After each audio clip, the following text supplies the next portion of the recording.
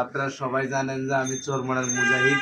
তো যাক, আলহামদুলিল্লাহ আমি বরিশাল চলে যাব আজকে রাত্রে 9টায় পার্বত 10 লঞ্চে ইনশাল্লাহ চরমনের ময়দানে দেখা হবে। কয়েকটা ভিডিও ছাড়মু আল্লাহর রহমত, আল্লাহ যদি সই সালামত নিয়ে পৌঁছায়। আর হইলো এই যে দেখেন, আমি বরিশাল যাওয়ার আগে বাসার জন্য সব বাজার করে দিয়ে গেছি।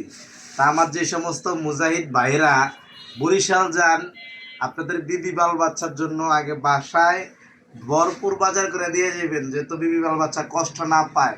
বিবি বাল বাচ্চা কষ্ট পাবে আর আপনি এখানে আরামসে খাইবেন আর আল্লাহর ইবাদত করবেন, তাহলে এরা তো এদিকে মনে কষ্ট না।